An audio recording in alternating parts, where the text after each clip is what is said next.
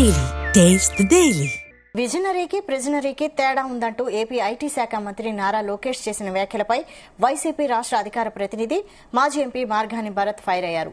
Rajahmundry central jail ప్రిజనరీ అని గూగుల్లో కొడితే చంద్రబాబు పేరొస్తుందని ఎద్దేవా చేశారు. హైదరాబాద్ అభివృద్దిపై డబ్బాలు కొట్టుకోవడం ఆపాలని ఆగ్రహం వ్యక్తం చేశారు.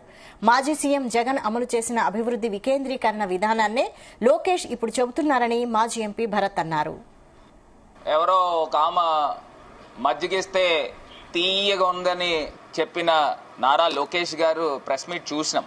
ఆయన చెప్తా ఉన్నాడు విజనరీకి ప్రిజనరీకి చాలా తేడా ఉంటుందని చెప్తా ఉన్నాడు. రాజమండ్రి ప్రిజనరీ అని గూగుల్లో కొడితే, లేకపోతే రాజమండ్రి ప్రజలను అడిగితే, లేకపోతే ఆంధ్ర రాష్ట్ర ప్రజలను అడిగితే మొట్టమొదటి పేరు చెప్పేది తమరి తండ్రి గారు ఆయన నారా చంద్రబాబు నాయుడు గారి పేరు వస్తుంది.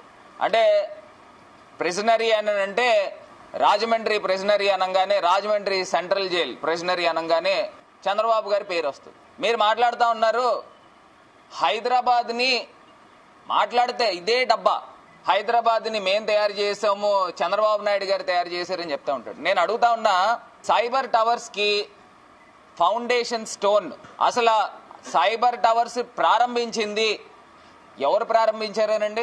దానికి ఆద్యం పోసింది అప్పుడున్న ముఖ్యమంత్రి నేదురుమల్లి జనార్దన్ రెడ్డి గారు.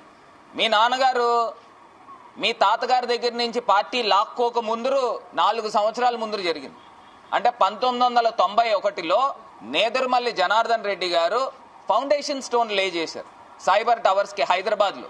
అప్పుడు మెట్రోపాలిటన్ సిటీస్ ఏవైతే చెన్నై, బెంగళూరు, బాంబే, ఢిల్లీ, అలా దాంతోపాటు హైదరాబాద్, అన్ని మెట్రోపాలిటన్ సిటీస్ కూడా గ్రో అవుతా వచ్చినాయి. అందులో మీ నాన్నగారు చేసింది ఏంటి అని అర్థం కావట్లా. మీ నాన్నగారు చేసింది ఏంట్రా అంటే, అక్కడ హైటెక్ సిటీ అనే ఒక బిల్డింగ్ కట్టి దాని చుట్టూరు మీ సామాజిక వర్గంకి సంబంధించిన వ్యక్తులకి భూములు ఇచ్చి భూములు కొనుక్కోమని చెప్పి, అక్కడ మురళీమోహన్ గారు అయితే గానీ, లేకపోతే సుజనా చౌదరి గారు అయితే గానీ, లేకపోతే మీ బినామీలు అయితే గానీ వీళ్ళందరూ బాగుపడ్డారు.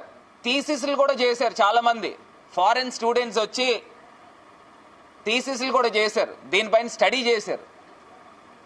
అంటే మీ సామాజిక వర్గం ఎలా బాగుపడింది, హైదరాబాద్ హైటెక్ సిటీని బేస్ చేసుకుని ఇక్కడ హైటెక్ సిటీ బిల్డింగ్ కడుతున్నాము, దీని